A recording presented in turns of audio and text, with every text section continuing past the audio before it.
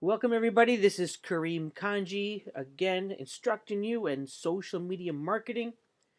I want to welcome everyone in the online class and a special hello to our in class, which is participating in this video as we are busy on Thursday.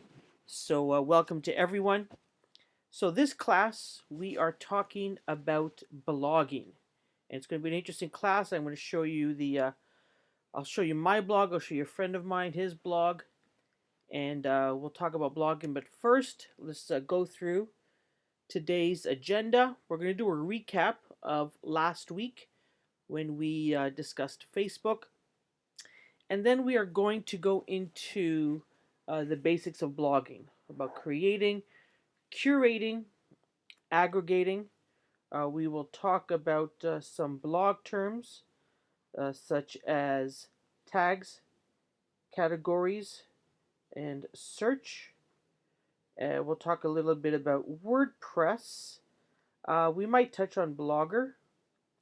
There are also sites such as Tumblr and Posterous, I think is still around. And then we'll talk about posting practice. Okay, so let's move forward. Ignore the term assignment. That's sort of what we'll aim to do as individuals and as a class um, during the next week. So, number one, we've been talking about the books that we're reading and the digital book report. So I'm curious what you guys have been learning, and I'm really interested to receive your book reports. If you do have any questions, please do email me, and you can email me about any questions. But just a heads up that probably, like many of you, got a full-time job as well, and on top of that, a lot of extracurricular activities with my son. So if I don't get back to you right away, please be patient. But curious about what you guys have been learning in your books. If you want to comment either in Facebook or in Blackboard, feel free to. So again, these numbers are probably old, or they are going to be old even if they're a month old. But again, Facebook, just about 18 million active users in Canada. Worldwide, wow, this is really old. We got about 1 billion plus members. Almost equal, but skews female. And most of the users are 18 years and older. We talked about what makes a social brand or what makes a social person. And really, the understanding is that a person or a brand that is social is a conversation starter. So, again, a conversation is a two-way street and not just a one-way street, with a point of view that intersects 3 points of relevance. So, the information and the content and the conversation needs to be relevant to the target audience. It needs to be relevant to the time and space, what we call culture, and of course, it needs to be relevant to the people themselves. Um, there are non-financial measures of social marketing impact. We're going to talk about ROI in terms of dollars, but there's also some other impact that a lot of brands are interested in understanding. And I work in media and work in marketing, so these are things that they want to know that they're impacting. So whether it is increase in website visitors, earned impressions, click-throughs, retweets, word of mouth, is it positive or negative? They want to know this. Are they increasing their Facebook likes, Facebook friends, Twitter followers? Is that increasing? Are they getting more YouTube views on their channel and their videos? Are they obtaining positive press? Are they distributing coupons via Facebook or even Twitter? Are more people coming to their store, to their bricks and mortar? How many emails are being sent out? How many employment applications are they receiving if they are conducting an HR search? If they're a nonprofit, Are they receiving mentions and funds as well? Any social mentions and blog comments. These are all indicators that the needle is moving. So it is important to monitor. It's not a direct measure of ROI, but it is an indicator of success. So we need to be paying attention to this. However, to reliably measure return on investment, you will need to establish a baseline of sales prior to launching any social media marketing tactics. So let's use YouTube for an example. If you know how many subscribers you have, how many views you have, and you know the next day that you're going to be launching an initiative, set that baseline to see what sort of increase you are receiving. And then you're able to track how sales revenue correlates with this activity.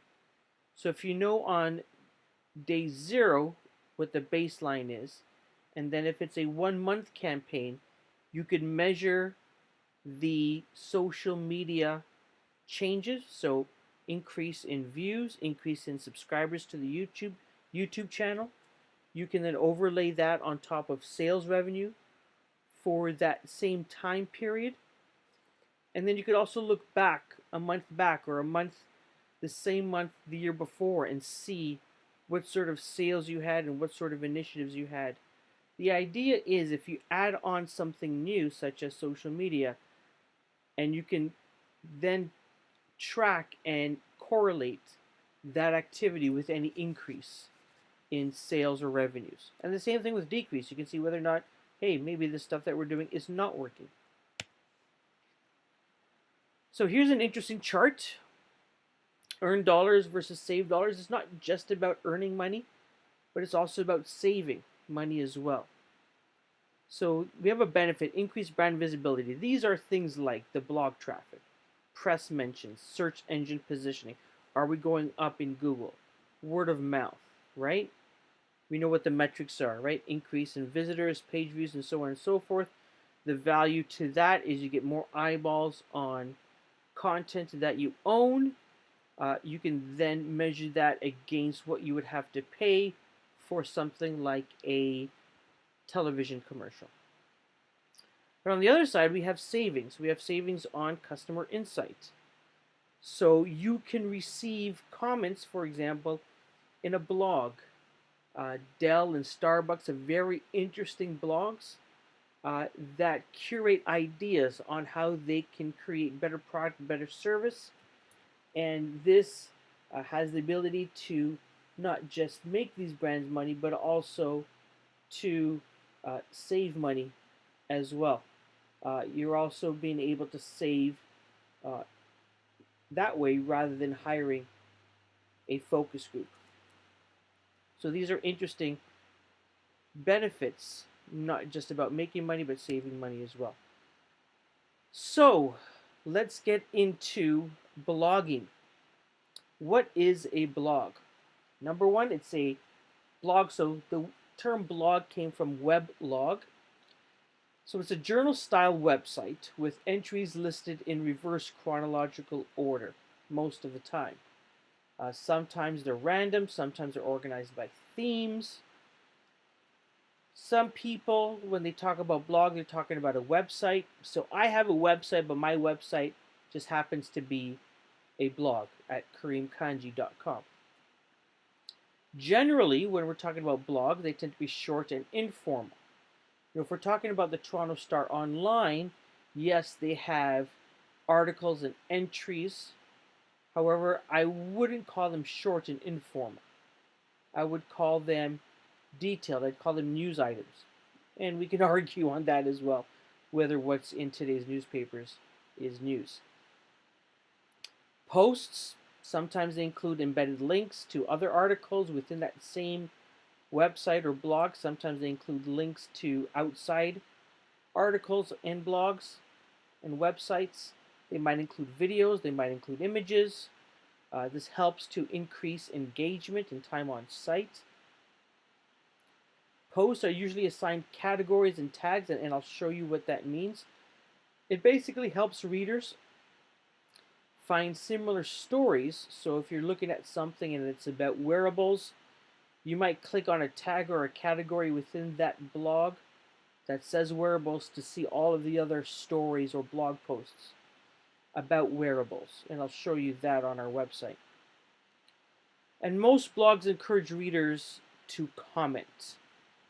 And we'll go through that. So this is sort of a definition of a blog, or really the characteristics of a blog. If you're interested in the top blogs, you can check out these various websites that rank popular blogs. But probably what I would do if I were you is I would start looking for blogs that talk about things that you are interested in. There's no use, going to Mashable or TechCrunch if you are not interested in pop culture, media, technology, and social media. If you're into architecture, go find an architectural website or a blog. Why? Because that's going to feed your desires. So there's top blogs in the world, but then your top blog is really what's important to you. So there are blogging do's. And before we get into this, really the important thing to understand is the concept and the idea and the value of blogging. And I want to mention here that we might create these digital or social outposts on Facebook, Twitter, and so on, but we must understand that we don't own these channels. We might own facebook.com/brand, but what happens when facebook.com changes how they do business, or changes their website, or changes the rules of the game? Because we don't own the platforms, we are at the mercy of these platforms.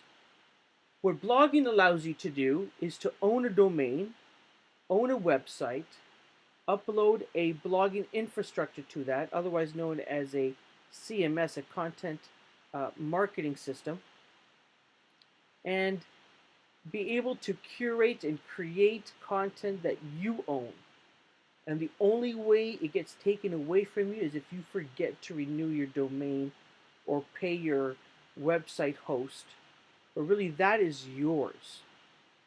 And if you are promoting your own brand or the company you work for, the brand that you represent, it's important to have your own home so that you can create a message. You can own the message. You can control as much of the conversation as possible.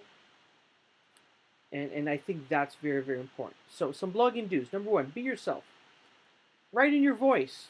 You don't need to understand journalistic standards, but write in your voice.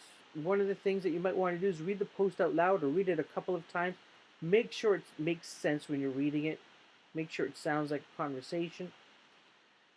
Number two, tell a story. You want to engage people. You want people to stick to your website. Number three, make a point. What is it? What is it that you're trying to say? Does it follow the theme of your website as well? Another thing I would recommend is number four, blog often. Right? Don't blog once a month or whenever the biggest idea comes to you.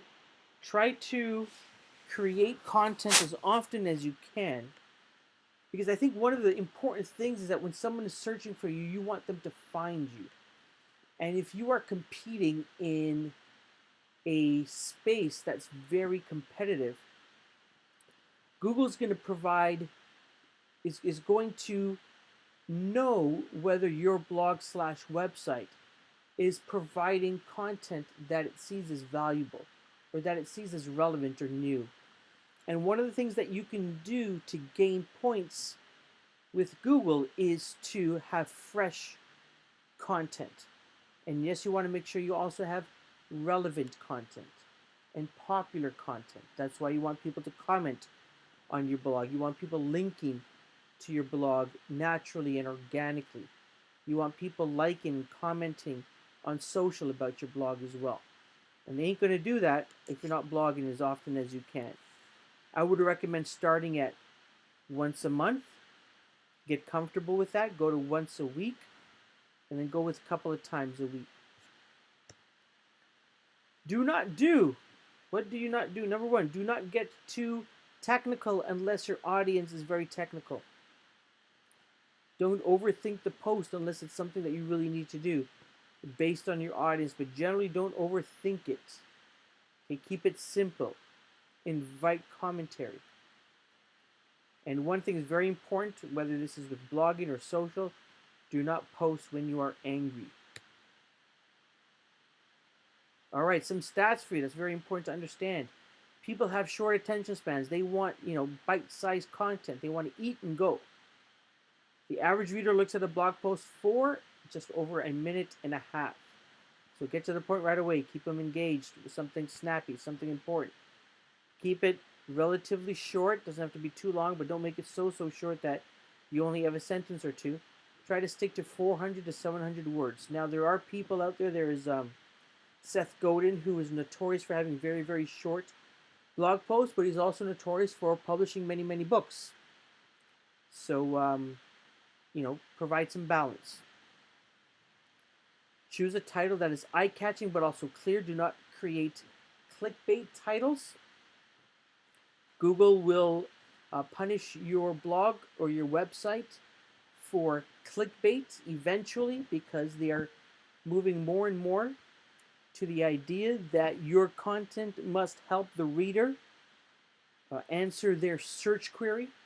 And if your title is clickbait and the content doesn't match up with your title, eventually you will get punished for that.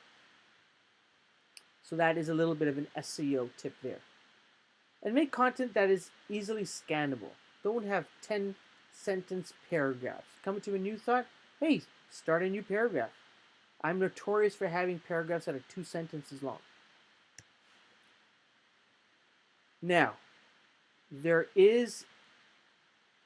are many resources, and I believe there's also a WordPress course, or at least there used to be. We'll check into that.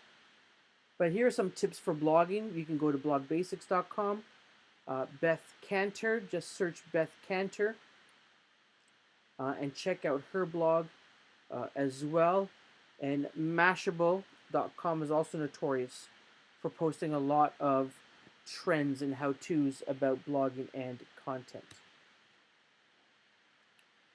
So what you want to do with blogging is, number one, you want to create your own content. You want to showcase your ideas and your thought leadership, whether that is you or whether that is the brand that you represent. You might also want to aggregate feeds from relevant sources. You might want to have blog posts that back up your argument by saying, that, hey, this is what I'm talking about, this is what we're thinking, and source another website or blog that has been arguing or talking about the same thing. And what you also want to do is you also want to curate and comment on interesting content that you come across. So you want to, go to other sports blogs if you were writing a sports blog, and you want to comment on those blogs, because it allows you to leave your website there. And a lot of these commentary platforms will hyperlink your website, so you'll be starting to create links that come back to your website, which is good Google juice. It shows that you've got some authority and popularity in social, but it also gives people something to click on if they find that your commentary is good on third-party websites as well. Then it brings traffic to your blog.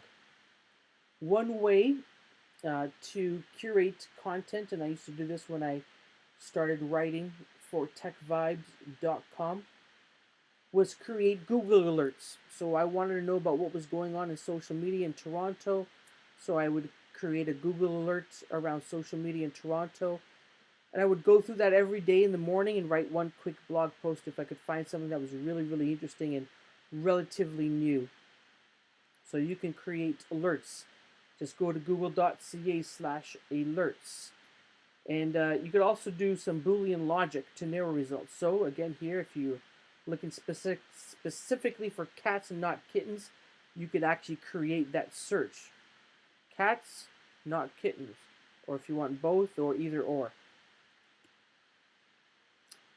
So blog platforms, there's WordPress, there's a free version, there's paid versions, it's There's Tumblr as well, which is owned by Yahoo, and that's very, very popular. In fact, Twitter's blog platform is built on Tumblr, so that is interesting. So let's go to our website here, and we'll see what we have. So we'll exit here, and we'll go to my website. So this is my website. It is found at kareemkanji.wordpress.com, or even when I type in kareemkanji.com, it redirects to come straight here. The title of my website is Observations from Just Inside Scarborough. So this is a WordPress site. I've logged in, so you can see some of this at the top here. It knows I've logged in here. I've got a couple of other blogs that I've set up and done a few things that not really active in that. I've got some stats here on traffic, and I've got my dashboard and things under the hood. So this website used to be called something different. I think it was called Social Media Age, but now I tend to write about anything, or I tend to have a desire to write about more than just social media, which is when I started the blog. So I live just inside Scarborough, so I've called this new iteration of KareemKanji.com Observations from Just Inside Scarborough. So we'll take a look at the type of content that I'm creating. Now, whenever I do things, I do things for a reason. So some of you, if you've checked me out on Facebook, might see that, hey, I'm not really doing much on Facebook outside of the commentary within our Facebook group. And the reason being is I'm not finding a purpose or a value anymore in Facebook, so I don't use Facebook a lot anymore. It's just there. What I do tend to use a lot of is my blog and Twitter. So you find me very active in these two spaces, as well as LinkedIn to some degree. So my purpose for this blog really is to create thought leadership around me and my brand. So I want people, when they think of Kareem Kanji, to think of me in a certain light. So right now I am trying to focus on creating as much as I can, maybe once a month, maybe more often, content around the wearable industry. So this whole phenomenon around things like Google Glass and the Pebble smartwatch and things like that, you know, where technology is now starting to become embedded in various items, clothing, devices that we're using, where we didn't see it before. So that's one of the things I'm talking about. I'm also talking about some Toronto-centric things I want to talk about, and technology and social as well. So let's take a look at recently what we've done. So my last blog post. So this is interesting. My last blog post that I wrote, which was on Wednesday, or on Tuesday, sorry, or maybe it was Wednesday. Anyways. So sorry, yeah, it was posted. So I updated a few days before, posted on June the 4th, and it was about this company, Gesture Logic from Ottawa, that's coming up with a really cool product called Leo. But I actually wrote the original article on IT business, and I talked about it on my blog that I wrote about that article. So a lot of people who know me personally know about my blog, so they have a chance to come to my blog if they don't go to IT business, because really IT business is focused on content for people within technology and new media, and not everyone that I know is into that. So if you want to see about some of my content in IT business, so here was the blog post, and it is very much a blog post on itbusiness.ca about Gesture Logic. So some of the content pieces here. So we have, this is called a cover image. This is an image from Gesture Logic's PR information.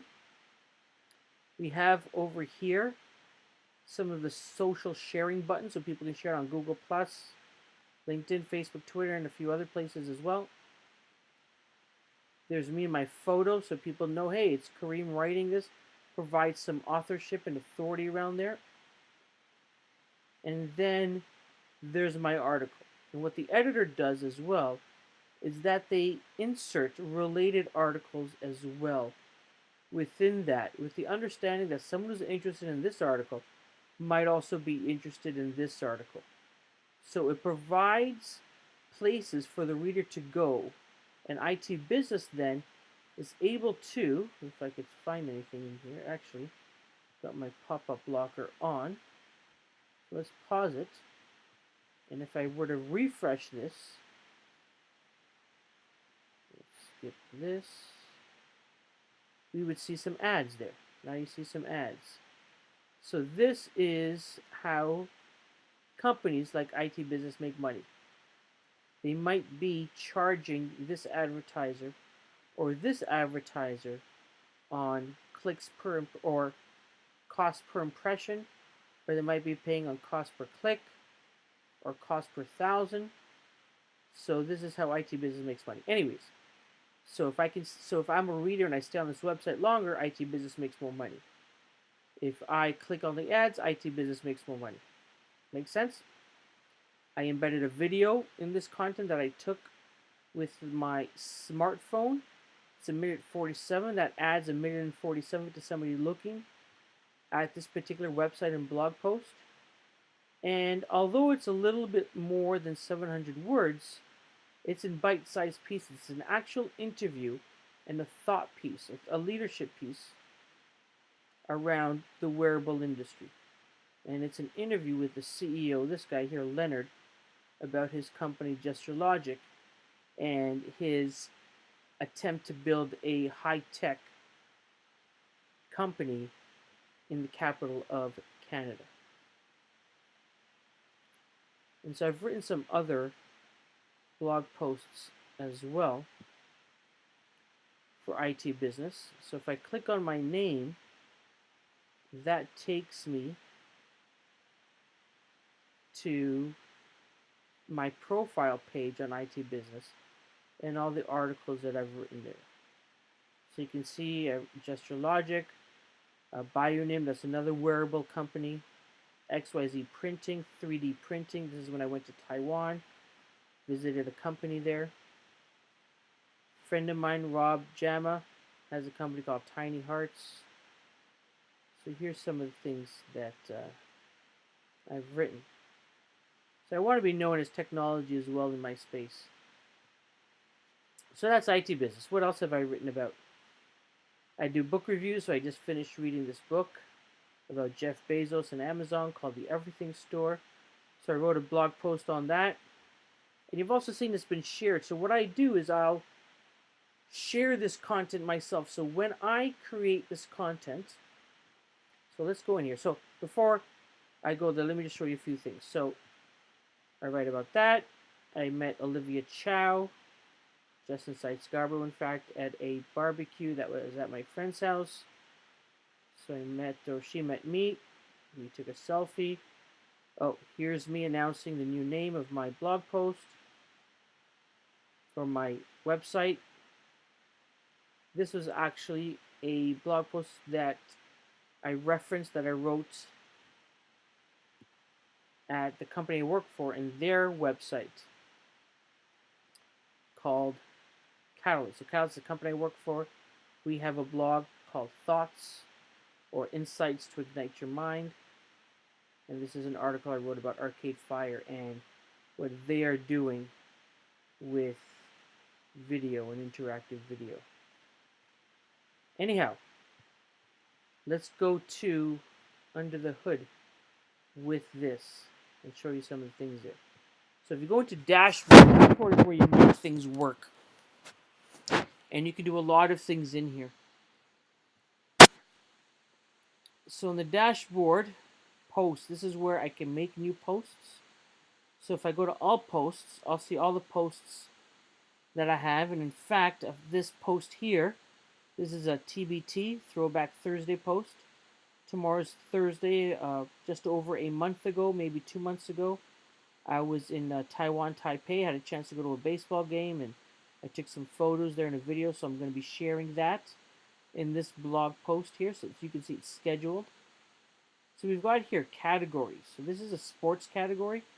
So in the blog post, so if I go to here, if I view this blog post, categories wearables, but you can see, let's scroll down. Oh, let me go up. I think I missed it here. Oh. So my website seems to be a little bit broken. But really, here it is. So entry was posted in wearables. That's a category. And tag. These are tags. So if I were to tag any of these or clicked on this, this will take me to content that I've written and tagged it with these sorts of things. So for example, if I were to click on wearables, here, this will then organize all of the articles that I've written that have a tag, if you look up here, called wearables. So gesture logic we know. Bionims NIMI is another one. So you've seen I've written 2 blog posts on wearables. So that is a little bit on categories and tags. Let me click again. Okay, go to the dashboard. So what I wanted to show you was the sharing features and how I use them. So if I go to all posts again, and if I go to, I'll go to this one here. So the last one that was published. Click on edit. So you'll see here, as I was creating the blog post, and things are still coming up, as I was creating the blog post, on the right hand side here, status is published, so that's already been published. I could hide it as well if I wanted to, or unpublish it, or hide it. It tells me when it was published, and I can actually publicize it. So before I publish it, this says here, this would say publish. And I've set up in my settings to publicize this on my Google Plus page, my Twitter account, goes to my LinkedIn, goes to my Tumblr, which I'm hardly active in, but this blog post will get published there as well. And I don't know if any of you have heard of Path. There's a lot of users. Some people use it. It's got a small community of very excited and loyal users.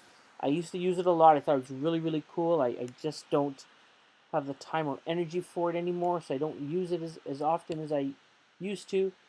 But I still publish my posts on there. So this helps me to push out my content to various other media platforms. And here is where I can put in my tags. And here are my categories. When I started blogging, I really didn't understand this, so I created tons of categories, thinking that they were the same thing as tags. But really, they're very, very different. Okay. So, that's a little bit under the hood. I don't have the hugest readership, but I'll help you understand what I do with this. So, my traffic averages daily, around, 25 views a day. And you'll see this big spike here. This spike was because I wrote about Olivia Chow. But it really wasn't about that. It was about a tweet that I did. So I wrote about Olivia Chow, and I got some people that were interested in that. But more importantly, was I tweeted about it. The way I tweeted about it is I use Hootsuite. Most of you know that. And I tweeted about meeting Olivia Chow. I tweeted a few times, but the most important time that I found that I tweeted was here. Let me find it.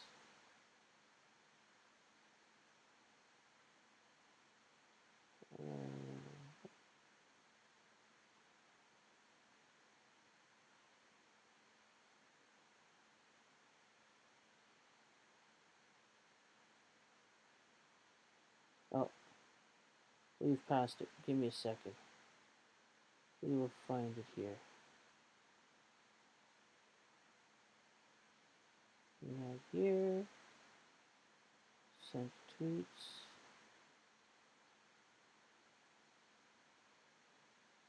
Oh, I can't seem to find it. Anyways, I tweeted about. Actually, no, it wasn't on here, was it? It was in. It was in. I think it was in Buffer. Anyways, what I did was I tweeted about. Sorry about that, guys. I tweeted about meeting Olivia Chow on Monday, June the 2nd, in the evening, at around 8:30. What happened was, two very highly influential people retweeted it. Number one, Olivia Chow retweeted it. Why? Because when I tweeted it out, I used Olivia Chow's Twitter handle. But not only did Olivia Chow retweet that, and that resulted in a bunch of traffic. So 122 views, which obviously you can see is 4 times as much traffic as I usually get. But also the former CEO of Maple Leaf Sports and Entertainment, Richard Petty, retweeted Olivia Chow, who retweeted me. So based on those 2 retweets, I got, and that was at 8:30, I went from less than a dozen views to over 120 views in a few hours. Now, I'm not the Toronto Star, I'm not Huffington Post, I'm not Toronto Mike, but that's pretty cool for me.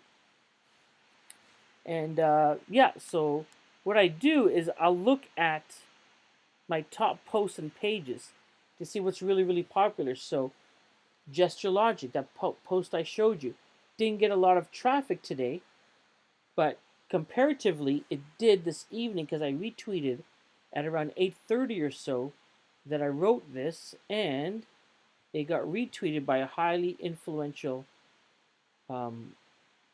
account called We Are Wearables. And you can see that their tweet, they tweeted it twice, got 4 retweets, 3 plus 1. Pretty good. Again, these aren't huge numbers, but it's pretty cool for a guy like me.